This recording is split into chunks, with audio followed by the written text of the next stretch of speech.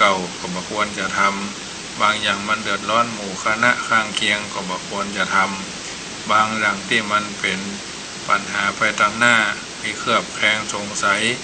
ใครทำให้ท่านตรงนั้นตรงนี้ไม่เมื่อคิดจะทำดีอย่าเด่นจะเป็นภัยไม่มีใครเขาอยากเห็นเราเด่นเกินพระเดชพระคุณท่านเจ้าคุณพระพุทธพจนะวราภรณ์ท่านกล่าวเอาไว้เอาท่านทั้งหลายได้เป็นข้อเตือนจิตสกิจใจธรรมะเป็นสัจธรรมที่ทุกคนจำเป็นจะต้องหามาใส่ใจ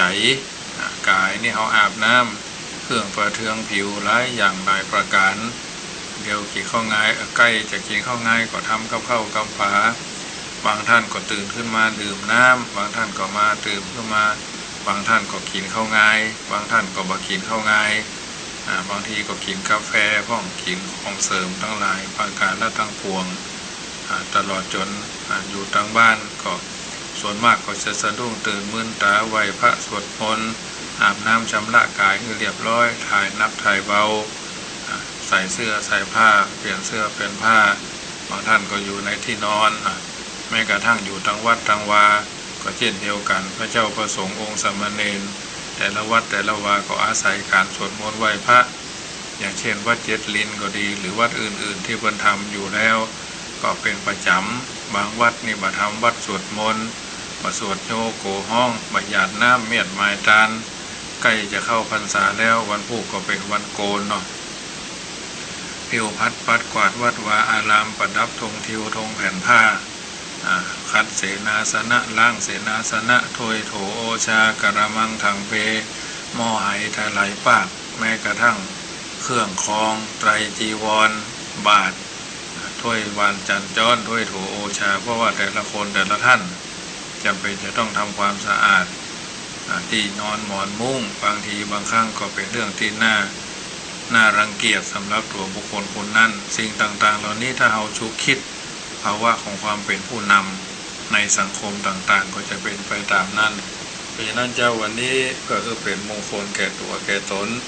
แก่จิตแก่ใจเราท่านทั้งหลายก็พากันไหว้พระสวดมนต์ตามปกติที่ย่นย่อเจตมาภาพเคยบอกกับญาติโยมว่าร่วมกันไหว้พระคือมันเป็นมงคลไหว้พระสวดมนต์ไหว้พระสวดมนต์ภาวนาสวดมนต์แผ่เมตตาเพราะเราท่านทั้งหลายจะได้อาศัยศีลเป็นสะพานทานเป็นเสบียงภาวนาเป็นตะเกียงส่องในการดำเนินชีวิตมีไผสอนตัวใจเขาต้องเขาตัวสอนเขานั่นแหละอัตตาหิอัตโนนาโถโตหินะโกหินาโถปโรสิยาก็จงเตือนตนด้วยตนเองจงช่วยตัวเองนะใครอื่นเล่าจะไปช่วยเขาได้ตลอดเวลาเปิ่นปักลักเขาก็ขึ้นตามลักเปิ่นปักสั่งเขาก็ขึ้นตามสั่งเปิ่นมีหาวไว้กำไว้เคาะเขาก็กำหาวกำเคาะกำเข้ากำหาวกำที่เปิ่นมีเครื่องพันธนาการให้เขาเพราะฉะนั้นสิ่งเหล่านี้เปิ่นเขาว่าแม่ปูสอนให้ลูกปูเดินตรงคงไม่มีบางทีบางครั้งเขาไปได้อยู่คนเดียวในสังคมวัดก็มีหัวหน้าวัดคือเจ้าอาวาสสังคมหมู่บ้านก็มีผู้ใหญ่บ้านสังคมครอบครัวก็มีพ่อบ้านแม่บ้านหน่วยงานองค์กรก็มีหัวหน้าสิ่งสาราสัตว์บางเตื้อเขาเอามาฮัดเอามาเกลาเอามาฝึกเอามาสอนว่าคือมันอย่างอันอย่างอีคือฟ้อนลำแอนเต้นอย่างนั้นอย่างนี้เขาทำได้แต่คนเขานั่นบางทีบางครั้งกิ้วหนาตาฮึกกำเมืองเพราะว่ากิ้วหนาตาฮึกบ่ลึกของเงากิ้วบางกลางเงาบางเงาก็ลึกมันเป็นลักษณะนี้บางทีว่าลายเตื้อแม้กระทั่งการดำเนินชีวิตครั้งที่หนึ่งเตือนครั้งที่หนึ่งบอกกล่าวครั้งที่สองเรียกมาเตือน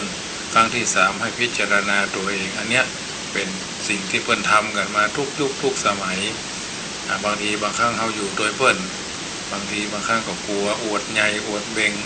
โอมเหงเต็งแท็กคนนั้นคนนี้มันเป็นเรื่องที่น่าละอายคนเขาถ้าอยู่ด้วยกันจำนวนนักมีความละอายอยู่ในใจแล้วมันถึงทำอย่างมันถึงมีชุกคิดบางคนเป็นถึงพ่อคนเข้ามาบวชบางคนเป็นเจ้านายคนเข้ามาบวชบวชแล้วหวังสบายหวังบรรยากาศบรรยางานบางทีเขาต้องพอหัวหน้าครูบาอาจารย์เพิ่นสอนมาตั้งแต่แรกทุกวัดทุกสำนักบอกว่าวัดหลวงวัดน้อยเขาต้องพอหัวหน้าเพราะเขาเนื่องด้วยหัวหน้า วันนี้เขาจะอาจจะปีกกล้าขาแข็ง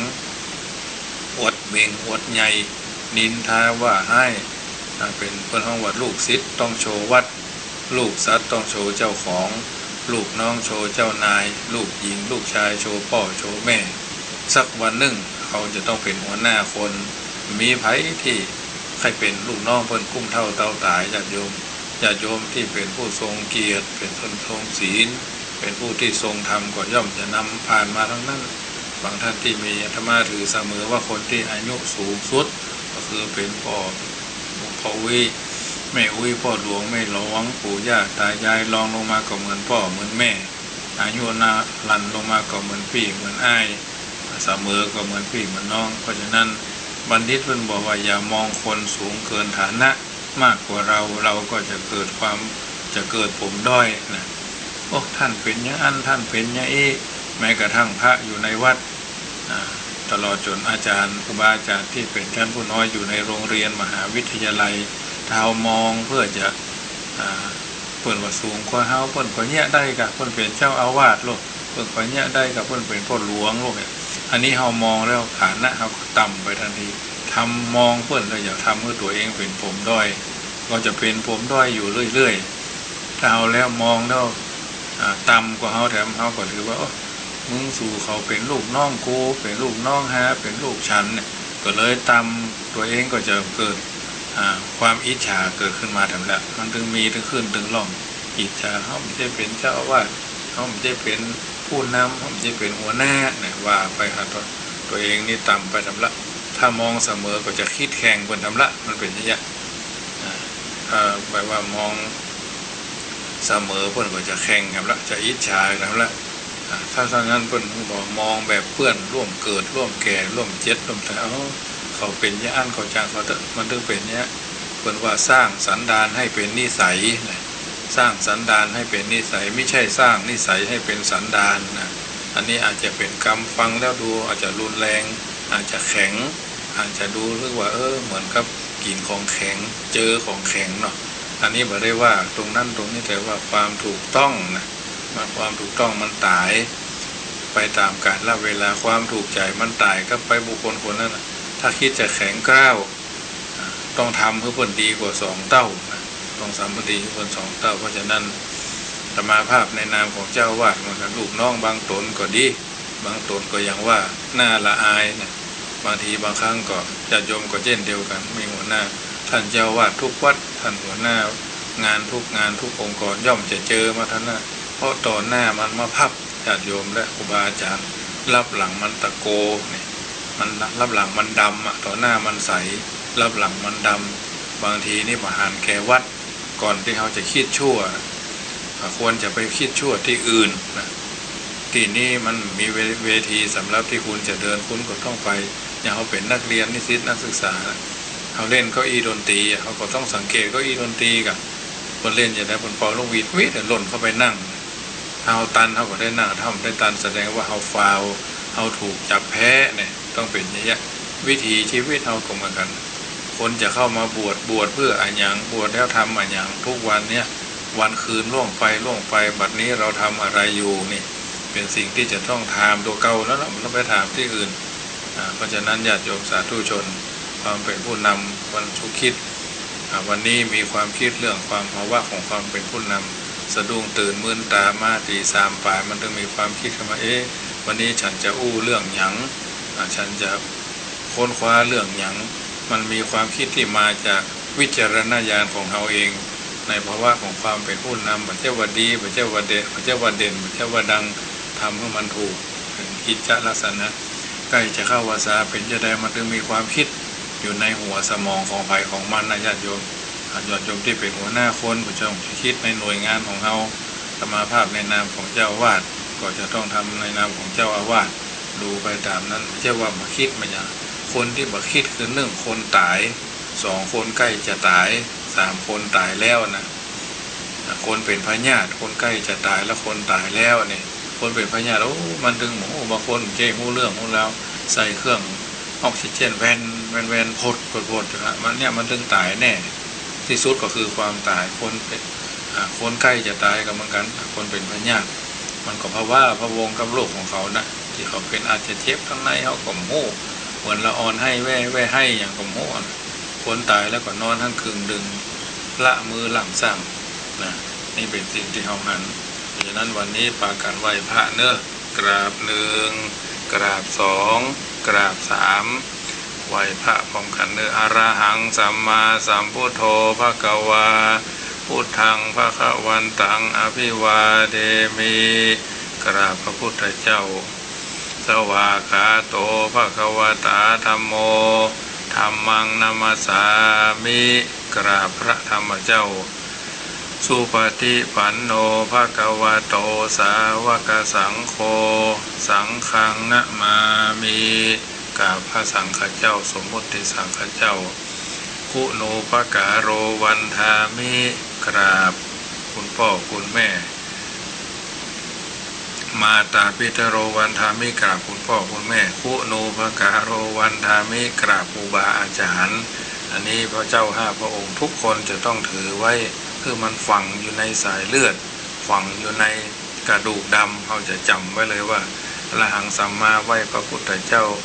สวากขาโตไหว้พระธรรมเจ้าสุปฏิปันโนไหว้พระอริยสังฆเจ้าสมมุติสังฆเจ้ามาตาปิตโรวันทามิพ่อแม่พ่อแต้แม่แต้พ่อบุญธรรมแม่บุญธรรมพ่อเกิดแม่เกิดคุณูปการโรผู้มีพระคุณเอาครูบาอาจารย์เป็นต้นนะไม่ใช่เป็นเก้านะเป็นต้นเป็นประธานลำดับลั่นลดหลั่นลงมาเหมือนขึ้นไดขั้นที่หนึ่งลั่นลงมาจนทางบันไดขั้นที่สองต่อไปก่อนนมัสการพระพุทธเจ้าว่านะโมตัสสะภะคะวะโตอะระหะโตสัมมาสัมพุทธัสสะนะโมตัสสะภะคะวะโตอะระหะโตสัมมาสัมพุทธัสสะนะโมตัสสะภะคะวะโตอะระหะโตสัมมาสัมพุทธัสสะต่อไปขอสรณคมขอชีวิตยุ่งยาวยืนยัดยืนยงคงที่คงทนคงทานคงนานคงไปเรื่อยๆอยากสะดุดตรงนั้นตรงนี้ว่าพุทธังชีวิตังยาวะนิพพานังสรณังคัจฉามิธัมมังชีวิตังยาวะนิพพานังสรณังคัจฉามิสังฆังชีวิตังยาวะนิพพานังสรณังคัจฉามิตุติยัมปิพุทธังชีวิตังยาวะนิพพานังสรณังคัจฉามิตุติยัมปิธัมมังชีวิตังยาวะนิพพานังสรณังคัจฉามิตุติยัมปิสังฆังชีวิตังยาวะนิพพานังสรณังคัจฉามิตติยัมปิพุทธังชีวิตังยาวะนิพพานังสรณังคัจฉามิตติยัมปิธัมมังชีวิตังยาวะนิพพานังสรณังคัจฉามิตติยัมปิธัมมังชีวิตังยาวะนิพพานังสรณังคัจฉามิตติยัมปิสังฆังชีวิตังยาวะนิพพานังสรณังคัจฉามิอันนี้สรณคมขอชีวิตคือยืนยาวไม่ใช่ขอชีวิตบ่ตายนะขอชีวิตให้ยืนยาวสาวกว้างไปใจเนอะญาติโยมต่อไปก็สวดเจริญพระพุทธคุณว่าอิติปิโสภะคะวะอะระหังสัมมาสัมพุทโธวิชาจารณะสัมปันโนสุขโตโรกวิทูอนุตตโรปุริสะธรรมสารถิสถาเทวมนุสสานังพุทโธภควาติกราบพระพุทธเจ้าว่าพุทโธเมนาโถพระพุทธเจ้าเป็นที่พึ่งของหมู่เฮาสวากขาโตภควตาธัมโมสันทิฏฐิโกอาการิโกเอหิปัสสิโกโอปนายิโกปัจจตังเวทิตาโพวินยูหิติกราบพระธรรมเจ้า38ว่าธัมโมเมนาโถพระธรรมเจ้าเป็นที่พึ่งของหมู่เฮาต่อไปก็สังฆคุณว่าสุปฏิปันโนภควโตสาวกสังโฆอุชุปฏิปันโนภควโตสาวกสังโฆญาญปฏิปันโนภควโตสาวกสังโฆสามีจิปฏิปันโนภควโตสาวกสังโฆญาติทังจตาลิปุริสายุคานิอัฏฐปุริสาภูคาราเอสะภควโตสาวกสังโฆอาหุนายโยปะหุนายโยตะคินายโยอัญจาริกะระนิโยอนุตตรังปุญญเกตังโลกัสสาติกราบพระอริยสังฆเจ้าว่าสังโฆเมนาโถ พระอริยสังฆเจ้าสมมุติสังฆเจ้าเป็นที่เพิ่งของหมู่เฮาอันนี้พระพุทธพระธรรมพระสงฆ์เป็นสรณะเป็นที่เพิ่งของหมู่เฮา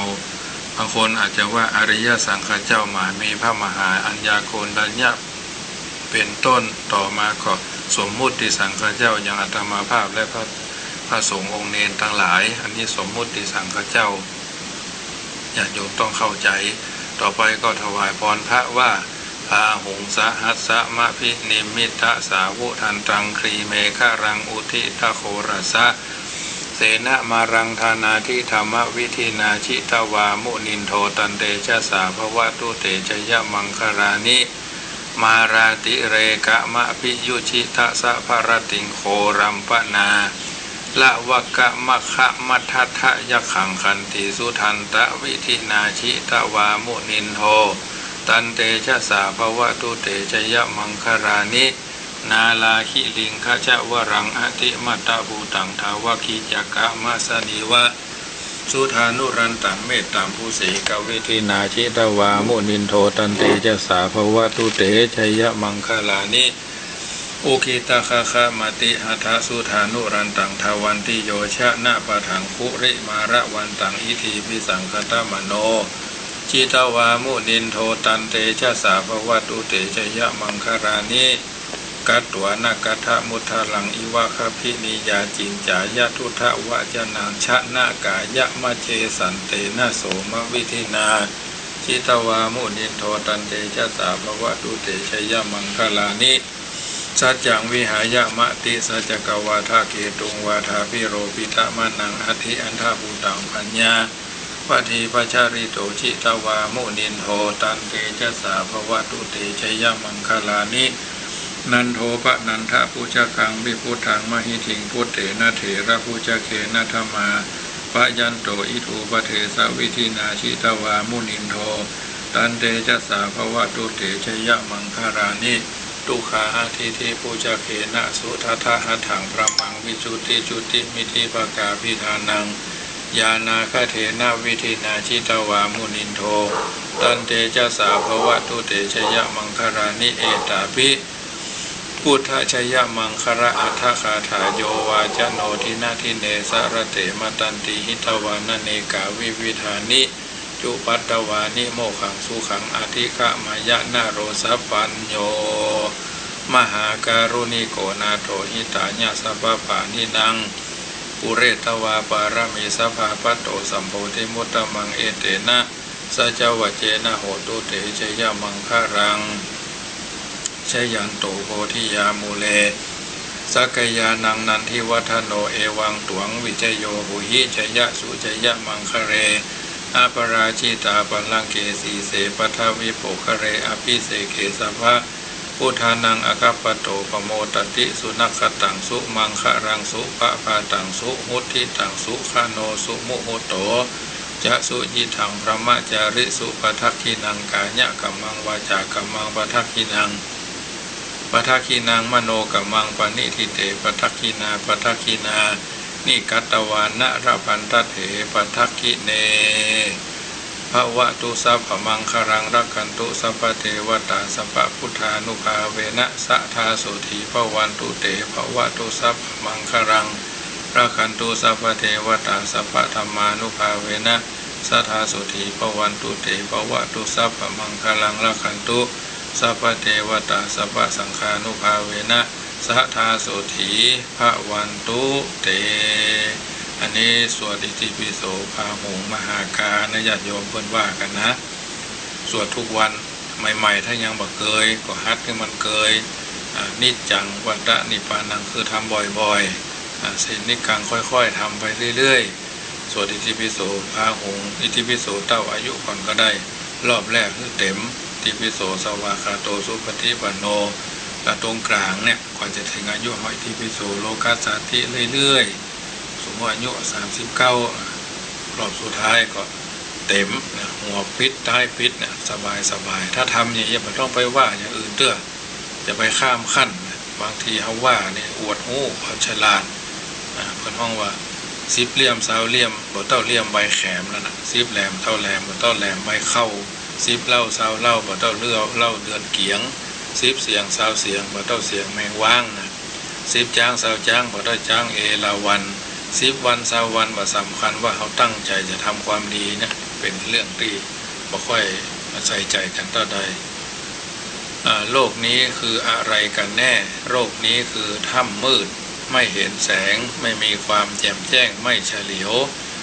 คิดพูดทำโมหาไปท่าเดียวลองคิดเที่ยวโลกสว่างข้างหนากันโลกนี้คือร่มไม้ได้อาศัยบัดเดี๋ยวใจพักร้อนเดี๋ยวผ่อนผันออกไปสู่โลกอื่นอีก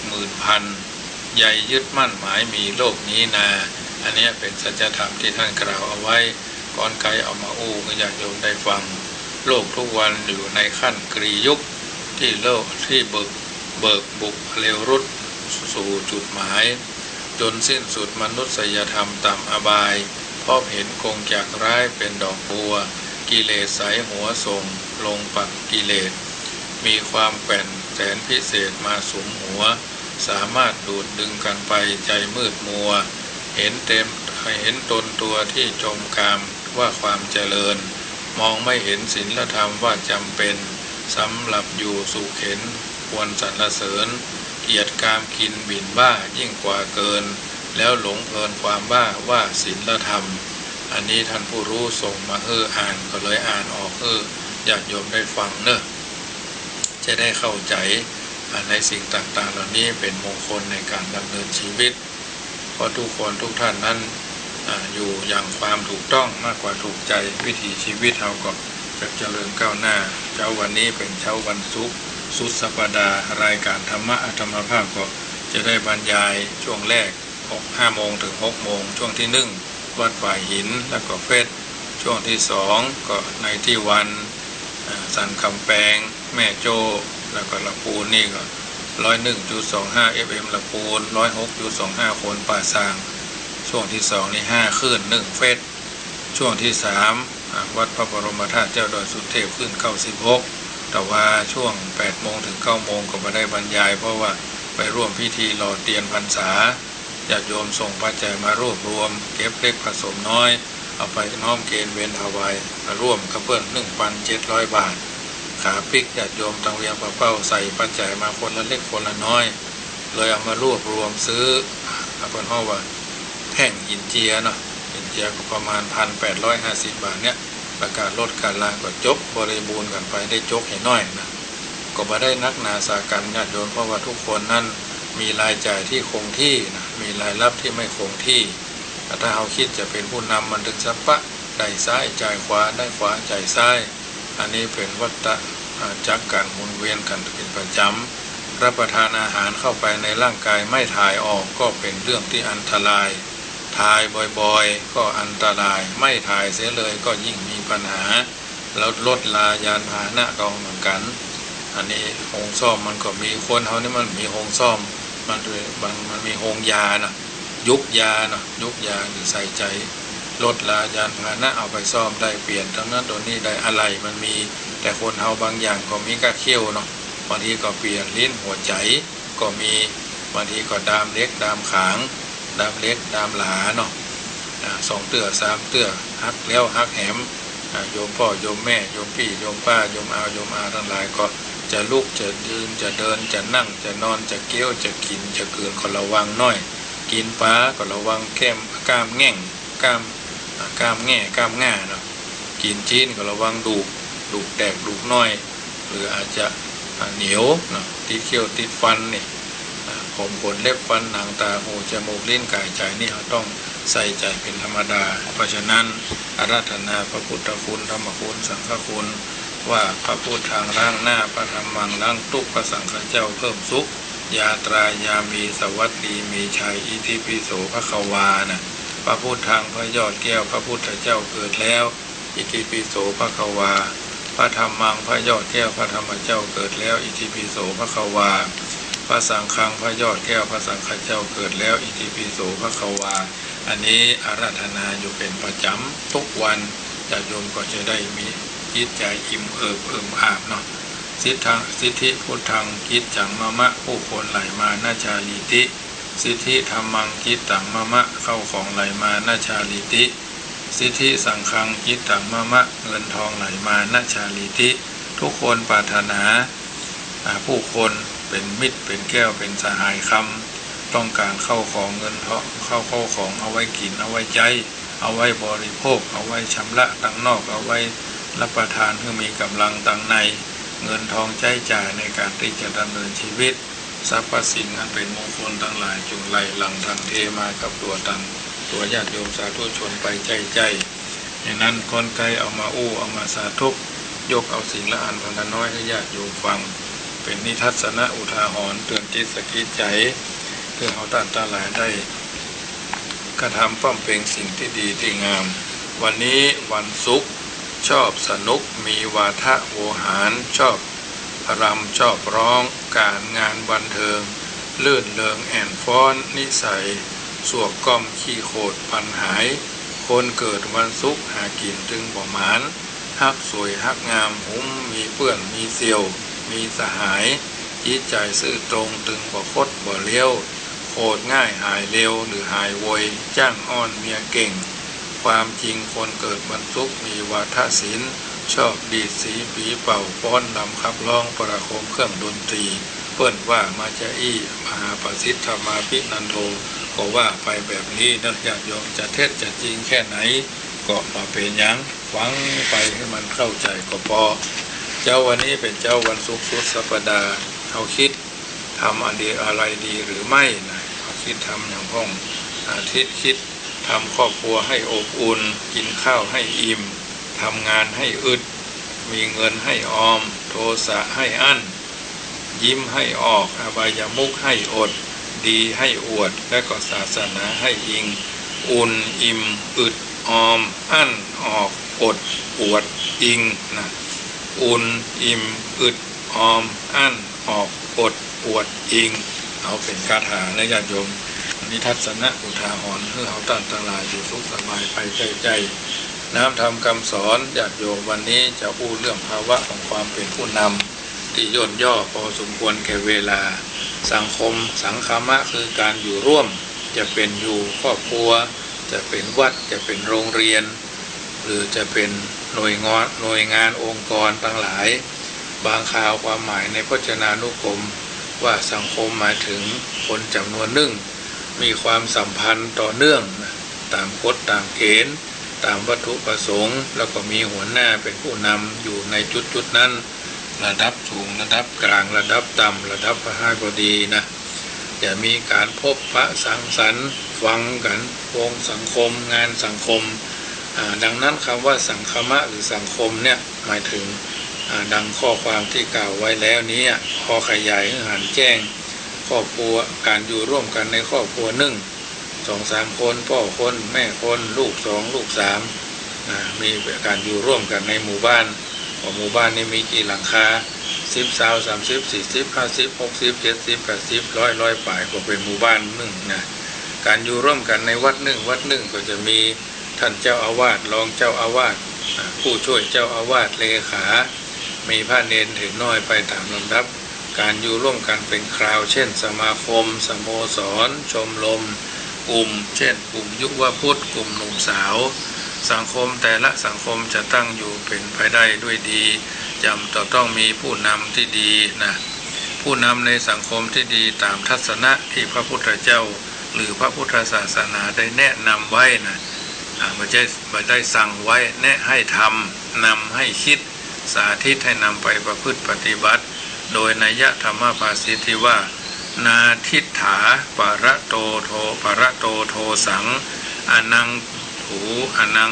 ถูรานิสัพพโสอิสโรปัญเยทันดังสามังอปติเวคิยาดังนี้แปลว่าผู้หลักผู้ใหญ่ผู้เป็นหัวหน้าผู้นำสังคมรับผิดชอบต่อสังคมเพียงสงสัยว่าผู้อื่นนำความคิดนำความผิดหรือจะมากหรือน้อยก็ตามถ้ายังไม่ได้สอบสวนให้แน่ชัดไม่ควรด่วนลงโทษนะไม่ควรด่วนลงโทษผู้อันหนึ่งผู้มีอำนาจวาสนาได้เป็นผู้นำทางสังคมเช่นเป็นพ่อค้าแม่ค้าพ่อนำแม่นำในครอบครัวท ท่านเป็นผู้ใหญ่บ้านท่านเป็นกำนันท่านเป็นนายกเทศมนตรีอบตเนาะผู้นำในหมู่บ้านตำบลแขนงแผนกและตลอดจนเป็นเจ้าอาวาสผู้นำวัดเป็นสมาชิกเป็นกรรมการในสภาในสโมสรเป็นต้นสังคมของตัวจะเป็นไปด้วยดีผู้นำต้องตั้งอยู่ในคุณธรรม10ประการที่เราทราบกันอยู่ดี1ตานังเหมือนพระเจ้าอยู่หัวทุกราชการเนาะตานังหรือทานะแปลว่าการให้ข้อนี้สำคัญมากเพราะเป็นต้นเข้าของธรรมผู้นำทั้งหมดถ้าผู้นำสังคมขาดธรรมะข้อนี้ธรรมะอื่นๆบ่เจริญนะบ่คิดจะฮับอย่างเดียวเอามาก็เก็บเอามาก็กำเอามาก็เก็บเอามาก็กำนี่นะผู้นำนั้นบ่ควรแก่ตำแหน่งผู้นำชุมชนด้วยขีจิตรณีที่เหนียวนะแม้จะมีความรู้ความสามารถเป็นระดับด็อกเตอร์ลงมาถึงมหาบัณฑิตถึงปริญญาตรีหรือพอความรู้ชำนาญชำนาญแผนกอย่างอื่นมากมายก็เอาทดแทนธรรมะข้อนี้บ่ได้แต่ในการตามหลักในทางพระพุทธศาสนาพระพุทธเจ้าตรัสไว้เป็น2ลักษณะ1เพื่อการทำบุญนะเช่นตักบาตรทอดกฐินทอดผ้าป่าทำบุญบ้านเป็นต้น2เพื่อทำคุณเช่นการรางวัลของขวัญของฝากของบรรเทาทุกข์แบ่งปันน้ำใจอย่างช่วงที่เฮาหันเพิ่นทำกันผ่านมาวัดบ้านโรงเรียนชุมชนองค์กรหมู่คณะนี่ตาลการถึง2ลักษณะนี้ผู้เข้าใจน้อยเกี่ยวกับการตาลเนี่ยบางครั้งก็ทำให้เกิดไขว้เขวทำให้เกิดสับสนจนบ่เชื่อในผลของการตาลก็มีเช่นจะสมัครเลือกตั้งเป็นกำนันพ่อหลวงสมาชิกสอปตสทอย่างเงี้ยสอปจอย่างนี้นะผู้แทนเนี่ยหาเสียงด้วยวิธีทำบุญในเวลาใกล้จะมีการเลือกตั้งเช่นทอดกฐินทอดผ้าป่าเอาเข้าก็เพิ่นถ่ายรูปถ่ายหยังเป็นฟ้องเป็นร้องเป็นเรื่องเป็นเล่าวุ่นวายนะถ้าเวลาเพิ่นบ่มีการหาเสียงยังมาตาลนะเพราะอะไรมันมีปัญหาที่ญาติโยมจะต้องใจดุลพินิจธรรมาภาพนี่ว่าบ่ได้นักเพราะว่าเป็นผู้ปฏิฆาหกเนาะทายกะคือผู้ให้ปฏิฆาหกคือผู้รับเนี่ยบางทีก็เอามาตานเอาเก้าอี้มาตานจะเอาเข้าหมู่บ้านเอาเก้าอี้มาตานจะเอาเงินเข้าโรงเรียนเนี่ยอันนี้ก็ถือว่าเป็นหนังหน้าไฟตรงนั้นตรงนี้ก็เป็นได้แต่เฮาก็มีการบางทีก็จะเผาศพอยู่มาละเอาสตางค์มาถวายเป็นกองทุนหมู่บ้านเป็นกองทุนอสมเป็นกองทุน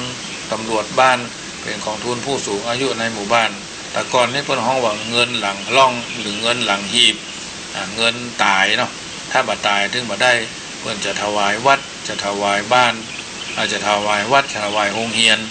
อาตมาระยะหลังๆนี่10ปีแล้วร่วมจะ10ปีแล้วบ่ค่อยจะได้เมื่อในก็ฟ้าแม่ฟ้าคางฟ้าห้องฟ้าผ่าเตื้อนึงก็นัก300 500นี่นะบางทีบางครั้งเพิ่นก็เอาไปเข้าทางวัดก็ดีนะแต่ระยะหลังๆบ่ได้แต่ก่อนนี้เพิ่นจะเอาถวายวัดกับโรงเรียนนะ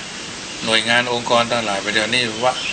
ผู้นำชุมชนในหมู่บ้านมองหันคุณค่าของวัดทั้งที่เป็นอดีตนานอดีตน้อยนะมาเป็นผู้นำในด้านต่างๆอันนี้เป็นเรื่องที่น่าฝากคิดแต่วัดใดที่เพิ่นทำอยู่แล้วเขาก็บอกว่านะแต่ชุกคิดคือวัดที่บ่ทำหรือทำแล้วอาจจะละเลยไปข้ามกันไปโบราณเพิ่นถึงบอกว่าข้ามแข้งคือก็เป็นหมานะญาติโยมเขาสังเกตเราหมาเนี่ยมันข้ามแข้งบ่น่ะข้ามขาแมวนี่ข้ามขานะข้ามขาเป็นข้ามแข้งเป็นหมาข้ามขาเป็นแมวข้ามเอวเป็นวอกนะวอกมันถึงโดดข้ามเลยแหละวอกข้ามหัวข้ามเก้าเป็นสัมภเวสีนะลูกข้ามแข้งแม่ข้ามข้างพ่อนะมันถึงมีหรอกบางทีเราถือว่าเป็นเล่นไปอย่างเนี้ยเพราะฉะนั้นเรื่องต่างๆเหล่านี้การทำบุญทุกอย่างจึงทำบุญใกล้เลือกตั้งอันนั้นอันนี้อย่างเอาหานะคนใจบุญจึงไปทอดกฐินทอดที่วัดในหมู่บ้านนั้นๆเมื่อลงคะแนนเสียงชาวบ้านจะนึกถึงตนและปากันลงคะแนนอย่างนี้เรียกว่าเอาวิธีทำบุญไปเป็นเรื่องของการทำคุณผลที่ได้จึงไม่สู้เต็มเม็ดเต็มหน่วยท่านเปรียบเหมือนคนทอดแหคนทอดแหค่อมตะลิงซึ่งจะได้ป่าทั้งในน้ำและบนบกเลยลักษณะนี้เสนอเพื่อ พิจารณาเพื่อเกิดความเข้าใจในตานของลักษณะนี้เอาลองหาข้อเปรียบเทียบกันดูถึงความแตกต่างกันระหว่างทานสองอย่างเนี้ยทานเพื่อทำบุญเจตนาอยากได้บุญกุศลตนมีใจบริสุทธิ์หมดจดจากกิเลสจะได้บรรลุสวรรค์นิพพานวัตถุที่จึงต้องเป็นของที่ได้มาโดยสุจริตมากหรือน้อยบ่สำคัญเศรษฐีอาจจะตักบาตรด้วยข้าวติทัพพีเดียวก็ได้ผู้รับผู้แสวงหาผู้ทรงศีลส่วนทานเพื่อทำคุณนั้นเจตนาของผู้อยากผู้รับคิดถึงบุญคุณของตนแล้วตอบแทนคุณตามสมควรเช่นรักผู้ให้ช่วยเหลือผู้ให้วัตถุที่เรื่องของที่ผู้รับจะพอใจหรือถูกใจของเขาขาดสิ่งใดสิ่งหนึ่งนั้นอาจเป็นอาวุธป้องกันตัวอาจเป็นอุปกรณ์สร้างความบันเทิงหรือสิ่งระประโลมก็ได้ส่วนผู้รับจะเป็นภัยก็ตามที่ผู้อยากจะผูกมิตรกับเขาส่วนของที่จะบางครั้งผู้จะทานรู้สึกอึดอัดใจว่าจะอันอย่างพ้องสำหรับผู้ได้บวชเรียนมาแล้วบ่มีปัญหาคนที่เคยไปปฏิบัติธรรมสำนักตรงนั้นตรงนี้แล้วเพิ่นก็มีเพราะว่าเพิ่นล้างกายล้างใจล้างวาจาเพิ่นมาแล้วอย่างดีนะมีภาชนะที่เพิ่นเคลือบมาแล้วนะโดยความหนักแน่นมั่นคงนะแต่คนที่เลาะและลำแหลมนี่มันก็ยังว่าพ่องบ่พ่องบ่เต็มเม็ดเต็มหน่วยเป็นจมเป็นซ้ำเป็นจมเป็นแซมเนี่ยเพราะได้ทราบความต้องการของพระเจ้าประสงค์เกื้อกูลพระอยู่แล้วนะตามที่พระอุปัชฌาย์สอนคณะบทว่าสิ่งจำเป็นสำหรับชีวิตของแต่ละคนเรียกว่าปัจจัยสี่เครื่องนุ่งห่มอาหารที่อยู่อาศัยยารักษาโรคนะยารักษาโรคนอกจากนี้ของที่ควรทานที่พระพุทธเจ้าตรัสไว้ในทานวัตถุตาสกนิบาตแถม10อย่างก็ควรรับทราบไว้โดยเพราะเป็นปัจจุบันชาวพุทธยังถกเถียงกันอยู่เกี่ยวกับการทานดอกไม้บางพวกว่าควรบางพวกก็ว่าบ่ควรทั้งที่การถวายดอกไม้พระบรมครูสอนไว้ปรากฏในพระไตรปิฎกแท้ๆนะจึงเอามาอธิบายเพื่อเป็นทางเข้าใจในวัตถุทานพระพุทธเจ้าตรัสว่ามี10อย่างกว่า1อันนังได้แก่ข้าวนะหมายถึงอาหารทุกชนิดเว้นของมึนเมาเช่นการถวายภัตตาหารเจ้าข้าวต้มประจำวัดนั้นถวายเพลประจำวัดนั้นจัดเลี้ยงรับแขกแจกอาหารแก่คนขาดแคลนแจกพันธุ์ข้าวพันธุ์ไม้ผลไม้ปุ๋ยจัดสรรทำมาหากินนำอาชีพเครื่องมือทำกินเช่นจอบเสียมมีดผ้ามีดจอบเสียมขอบกขอแยงขอจางหม้อต้มหม้อแกงถ้วยชามแบ่งปันคนอื่นรวมทั้งขายอาหารในราคาที่สมเหตุสมผลตามยุคตามสมัยจัดในตามข้อนี้ปานังน้ำและถวายน้ำดื่มน้ำส่งน้ำสำหรับพาหนะดื่มจัดหาสำหรับเพาะปลูกจัดตั้งป่าจัดตั้งประปาจัดสรรชนประทานเหมืองฝายช่วยในการขุดบ่อขุดสระลอกคลองลำเหมืองรวมไปถึงการรับรองด้วยเครื่องดื่มเว้นสุราเมลัยรวมอยู่ในทานข้อนี้ข้อที่3วัดถังผ้าเช่นผ้าไตรจีวรบงจีวรอังสะผ้าอาบน้ำฝนผ้ากฐินนาทานผ้าป่าผ้าขาวชุดนาคลายอย่างหลายประการนะตลอดจนธงสมจักรธงเสมาธรรมจักรธงชาติเช่นเครื่องนุ่งห่มผ้าเช็ดหน้าผ้ากันหนาวผ้าคลุมไหล่ผ้าม่านผ้ากันแดดผ้าปูโต๊ะอันนี้คือผ้า4ยานังยานพาหนะเช่นคือบริการเดินทางจัดสรรรถจัดสรรเรือถวายเครื่องตั๋วเครื่องบินไปหั่นไปนี่ตั๋วลดราคาเพื่อความสะดวกในการเดินทางตามสมควรนะประกันความปลอดภัยจัดระบบการคมนาคมควบคุมการจราจรตำรวจจราจรถ้าปฏิบัติตามหน้าที่ด้วยความบริสุทธิ์ใจก็ชื่อว่าได้บุญข้อนี้รวมถึงการให้บริการด่านไปรษณีย์ถวายโทรศัพท์ถวายร่มถวายรองเท้า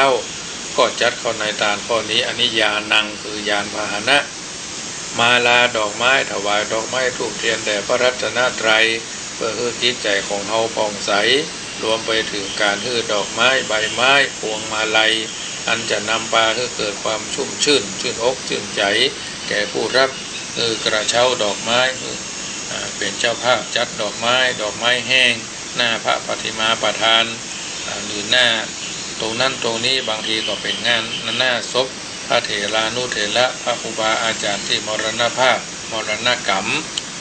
ปลูกต้นไม้เอาต้นไม้ไปถวายใกล้จะเข้าพรรษาเนี่ยถวายดอกไม้วัดจังกรรมก็ต้องการเนอะวันนั้นพี่อ้ายอยู่พุ่นอำเภอดอยสะเก็ดจะถวายต้นดอกพิกุลดอกแก้ว10 ต้นใครมีโอกาสเนื้อใครกินใครตานก็เอามาถวายได้ไม้มงคลทุกชนิดนะจะเอาปลูกที่วัดที่จะเอาปลูกเข้ามาเป็นโฮมเป็นเงานะต้นที่มันคือโฮมคือเงาบะขามบะหนุนบะมุบะขามบะหนุนต้นคูนต้นโจกต้นกำต้นดอกพิกุลบะเป้าพันบะเป้าน้ำหอมก็ได้มีโอกาสวันใดถวายก่อนเข้าพรรษานี่บนนิยมกันนี่ก็จะไปขอต้นไม้ต่างกันศูนย์พระเพาะกันไม้นะเพาะพันไม้ของ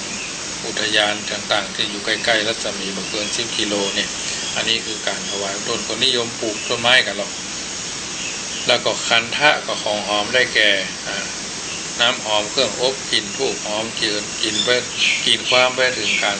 กำจัดสิ่งเน่าเหม็นถุงใส่ขยะถังขยะเนี่ยถังขยะที่เขาจะเอารองรับแต่ละวัดแต่ละหน่วยงานองค์กรต่างหลายนะการบริการทายเสิ่งปฏิกูลเช่นพนักงานเทศบาลนะทำงานอยู่ด้วยความตั้งใจเต็มใจบริสุทธิ์รวมกันในทานข้อนี้นะวิเลปนังเครื่องย้อมทาเครื่องเสริมตัวเครื่องเสริมความงามต่างๆเป็นเจ้าภาพปิดทองพระพุทธรูปพระเจดีย์ทาสีฝาผนังถวายยาสบู่ยาสีฟันผงซักฟอกยาสีฟันยารักษาโรคนี่ก่อนถือว่าจัดในทางข้อนี้ใส่ยาที่นอนสร้างกุฏิบูรณะกุฏิที่นอนหมอนมุ้งบางท่านก็เป็นเจ้าภาพกุฏิเป็นหลังบางท่านก็บูรณะฝ้าเพดานผ้าม่านใส่ตู้ใส่ห้องกระจกนะมุ้งห้องเสือตานเตียงตานเตียงตานถังตานชานเรือนที่ดินปลูกสร้างอาคารเป็นต้นในใส่ยาที่นอนอาวสถังที่พักเช่นปลูกศาลาพักข้างทางศาลามันเรียวมันแหว่งลดจนปวกขึ้นเนี่ยจัดที่พักผ่อนหย่อนใจตากอากาศหน้าบ้านหน้าจองไปไหนเอาหันเท่าที่ทำได้ที่ลบแดดลบฝนสร้างสนามเล็กเล่นเป็นต้นจัดวันในตาลข้อนี้ประธานสุดท้ายประการที่10 ปาทีไปยังเป็นเจ้าภาพหลอดไฟฟ้าอย่างธรรมภาพเชิญชวนญาติโยมนะไฟฟ้าจัดไฟฟ้าโคมไฟสายไฟเสาไฟหลอดไฟตะเกียงไฟฉายบำรุงกันน้ำกับไฟไม้ขีดไฟเตียนรวมถึงการติดไฟฟ้าไว้หน้าบ้านแสงสว่างแก่ผู้ไปมาเป็นต้นรวมอยู่ในทานข้อนี้อันนี้คือทานคือการให้มันละเอียดมากญาติโยมวันนี้ก็คงจะได้แค่ข้อทานเนาะเป็นไปเรื่องฟังไปเถอะญาติโยมมันต้องฟังโปรดติดตามตอนต่อไปอย่างนั้นเพลงลูกไก่นะอยากรู้ต้องต่อม้วน2อย่างที่เป็นห้องเพลงนะเรื่องม้วน1มันเป็นอยากรู้ต้องต่อม้วน2นะทานคือการคือบรรพบุรุษของไทยเฮานะสายชาติสายศาสนาได้มีกิจกรรมอย่างสัพพะสัพเพทนะสอบอบรมบ่มนิสัยคือเฮาเป็นคนหันแก่ตัวหันแก่ได้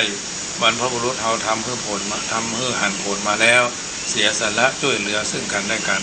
คนทำบ่เกยมันก็ถึงบ่ทำอย่างเดียวคนที่เกยก็บ่ทำนิดหน่อยตามได้เป็นทำแล้วสบายใจก่อนให้ขณะให้หลังให้แล้วอันนี้ประวัติต้องชั่งใจตัวเองนะเป็นอันดับแรกอย่างคนเคยทำวัดมันก็ถึงทำคนเคยลุกเจ้ามันก็ถึงลุกถ้าคนเหมือนลุกมันถึงลุกอ้างหันอ้างนี่โอ้แต่ว่าเนี่ยการนักแต่ว่าเหนื่อยม้อยอิดแล้วไผมันบอกอ้อยบอกวิทยาธรรมภาพ365 วันแล้วก็เป็น10 ปีเข้ามาแหละตั้งแต่อายุ21เป็นต้นมานะทั้งที่วัยที่จะต้องนอนนะอยู่กรุงเทพก็เป็นเยอะๆอยู่กรุงเทพ20 กว่าปีก็หู้อยู่หันอยู่เอาเป็นคนเจ้าว่าเอานิสัยคนกรุงเทพมานะเอามาฝึกมาหัดหันครูบาอาจารย์เอาอยู่ตั้งละปูนี่ก็ถึงทำถ้าเป็นขโยมแล้วนะถึงเข้าใจอยู่บ่ต้องไปอ้างให้นะเขาทำบ่ได้เขาเหมือนเปิ้นคือมองเปิ้นในทางบ่ดีมันก็บ่ดีนั่นแหละอย่าไปเอาเขามาว่าอยู่ดีกินได้เอาเขามาใส่ ถ้ามันใจเขาเป็นควายเขาบอกควายของงัวเนี่ยอย่าตมาภาพเลี้ยงงัวเลี้ยงควายหมูนี่มันไม่ใช่นินทาเจ้ามันควายก็ถึงเหมือนนินทาหมาก็ถึงเหมือนนินทาวอกก็ถึงเหมือนนินทาคนมันต้องเห่าจงจะหาไม่เนี่ยเหมือนเขาจีนปิ้งป่าบะซุกอ่ะมันเป็นธรรมชาติของมนุษย์บางทีบางครั้งหมามันก็พอหัวหน้ามันหรอกควายมันก็หัวหน้ามันช้างก็พอหัวหน้ามันม้าก็พอหัวหน้ามันนกก็พอหัวหน้าแต่คนนี่บ่ค่อยพอค่อยชอบแซงหันแซงซ้ายแซงขวาญาติโยมที่เป็นหัวหน้าคนโดยมากจะเป็นอย่างนี้เพราะฉะนั้นเทศกาลก็ดีวาระโอกาสสำคัญแล้วเวลาที่เราทำแท้จะหาได้ทำมาเป็นเรื่องนะถ้าภาษาที่มันสุภาพเนาะคนไม่กินแต่ว่าสัตว์กินเนี่ยเป็นว่าอย่าลักษณะนะทำนองอะไรสุนัขไม่กินเนาะทำอะไรทำแบบสุนัขไม่กินถ้าพูดคำหยาบแบบนั้นก็บดีเนาะญาติโยมอันนี้เป็นเรื่องที่ต้องคิดเอาอายุเท่าเดียวกันทำไมมันมาเหมือนกันคนเหมือนกันแต่มันไม่เหมือนกันมันเป็นเยอะจะต้องทำใจถ้าเอาคิดเป็นคนอันดับแรกอย่างเพิ่นว่าเนี่ยอย่างบัณฑิตท่านนี้เพิ่นว่าไว้เนี่ยอย่างว่าตาเป็นข้อแรกเท่าถึงเกยวัฒนธรรมประเพณีอันหนึ่งน่าจะถือเป็นวัฒนธรรมอันเลิศซึ่งอยากจะนำมาเสนอให้แก่ท่านสาธุชนผู้ฟังชาวพุทธทุกคนโดยเฉพาะผู้นำในสังคมเพื่อคิดไว้ในที่นี้ว่าวัฒนธรรมประเพณีบรรพบุรุษเพิ่นทำมาเป็นผลสำเร็จอย่างยอดเยี่ยมมาแล้วนะซึ่งเวลานี้กำลังจะสูญไปเป็นที่น่าเสียดายนะหัวหน้าบางคนท่านผู้นำบางท่านผู้ทรงคุณวุฒิบางคนเพิ่นทำดีทำเสมอเข้ามาเอาอย่างทำเสียเนี่ยเพิ่นได้เอาก็ไปให้อัตลักษณ์แม่นอัตลักษณ์แห่งหนึ่งแต่จิตใจเขาบ่ค่อยจะบริสุทธิ์เท่าใดนักเพราะฉะนั้นมันจะฟื้นคืนยากนะบางทีบางครั้งวัฒนธรรมประเพณีการฟังเทศน์ฟังธรรมฟังบรรยายธรรมเป็นหัวหน้าทุกระดับชั้นนะก็เช่นเดียวกันเพราะฉะนั้นญาติโยมสาธุชนทุกคนทุกท่านจำเป็นจะต้องชุคิดใจวิจารณญาณของเราให้ถูกต้องตรงแท้เจ้าวันนี้รายการเสียงธรรมรับอรุณภาคเจ้าอาตมาภาพได้ค้อนไขเอาข้อที่1เรื่องตาลภาวะของความเป็นผู้นำนะผู้นำต้องเสียสละนะเพิ่นว่าดูพระให้ดูการเพิ่นว่าดูพระให้ดูการเสียสละนะดูพระดูโยมผู้นำทุกระดับเป็นผู้นำในหลวงก็เสียสละทุกอย่างนะ4 ปันโครงการนะที่เพิ่นทำเมื่อเฮาหาเอาฮู้อย่างน้อยๆเศรษฐกิจพอมีพอเพียงพอใช้เนี่ยเป็นตัวอย่างที่1ที่เฮาได้สัมผัสกันมาเศรษฐกิจพอมีพอเพียงพอใช้พอเป็นทุนเป็นรอนแต่ชาวไทยส่วนมาก3 ส่วนนี้ก็คงจะปฏิบัติเพื่อนกันสัก2 ส่วนก็มี2 ส่วนครึ่งบ้านตัวเนาะยังทำส่วนก็ยังว่านะอย่าเอาปลูกให้ใส่นานี่แหละหวานเข้ากล้าเนี่ยหายไปอย่าเข้ารีดไปพ่องหนูกาบไปพ่องมดกาบไปพ่องนกไปกินเนี่ยพ่องบางทีบางครั้งนี่ก็เป็นจะนองนั่นหรือเขาย่ำมุดดินเกินไปมันขึ้นมาถึงพ่องแต่มาภาพหันเพื่อนปลูกหวานนาเนาะหวานก้าข้างวัดเขาก็พอถ้าเจ้าของมันย่ำจมไปอย่างมันก็ไม่ได้ขึ้นละขึ้นมาได้มันไม่มีที่ขึ้นมันตายไปอย่างเนี่ยหนูกาบไปพ่องนกไปพ่องอันเนี้ยเป็นสิ่งที่เราจำเป็นจะต้องเอามามองชีวิตของเราทุกวันทุกเวลาลุกขึ้นแต่เช้านะก้าวไปข้างหน้าทำงานแข่งกับเวลาพัฒนาตัวเรานี่แหละจึงจะประสบผลสำเร็จในหน้าที่การงานทุกสิ่งทุกประการแต่ว่าไปเจียงไฮ้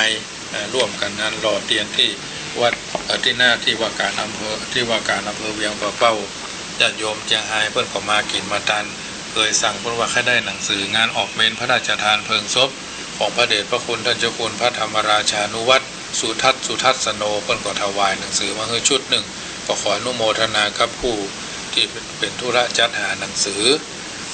ซึ่งหนังสือนี่ทรงคุณค่าชอบหนังสือมีเป็นหมื่นเล่มเมื่ออยู่ที่นี่นะมันปวกหวดไปอย่าง2 ลำ2 ตู้ใหญ่ๆโยมพ่อแสวงอนันตารามบ้านเขินเพื่อนก็เป็นห่วงคือไปซื้อเพื่อนห่อไปซื้ออันซูเปอร์แวร์มาใส่เนอะมันจะกลัวมันเป็นท่านเป็นนี่กลัวมันปวกจะขึ้นยังจะขึ้นรักษาของที่เพื่อนถวายมาตำราก็ร่วม40-50 เล่มมันเป็นตัวเมืองตำรายาพ่องเนี่ยพ่องเนี่ยก็ก้อนใกล้ฟังไปโยมพ่อก็คงจะฟังอยู่เนาะตอนเจ้าหรืออาจจะเพื่อนอาจจะตื่นขวายอายุ80 ปลายแล้ว วันเดือนหน้านี่จะเป็นวันคล้ายวันเกิดของเพิ่น16-17 สิงหาเพิ่นจะแนะนำจะได้ไปเทศนาธรรมแถวบ้านเพิ่นนะอันนี้ก็ญาติโยมสาธุชนมีโอกาสใครกินใครทานใครเป็นเจ้าภาพการเทศน์การธรรมที่ตามมาภาพจัดรายการขึ้น 104.50 เนี่ยวัดป่าหินทุกคืนวันอังคารเนื่องจะเทศนาธรรมไปจะเป็นเจ้าภาพพระธรรมเทศนาประจำวัดจังคำ17 วันศีล17 วันศีลก็ศีลละ2 ภูกก็มีเจ้าภาพที่เพิ่นเป็นเจ้าภาพได้ประกาศรายนามไปแล้วทุกวันอังคารจะประกาศอนุโมทนาญาติโยมได้ฟังแล้วอันนี้เป็นธรรมบรรยายนะทุกวันเป็นธรรมบรรยายเจ้าขวายบ่ายค่ำเนี่ยกลางวันนี่ไม่ค่อยมีกลางวันก็จะมีขึ้น96วันจันทร์เนอะ96วันจันทร์ก็เวลาบ่าย 2 ถึงบ่าย 3เมตตาในท่านพระครูบายังกวงพระครูปรัตสุรเดชสิริสุวรรณโนเนาะวันนั้นก็ไปร่วมกินร่วมทานกับเพื่อนก่อนได้ไปเจริญพุทธมนต์ญาติโยมได้ใส่ปัจจัยใ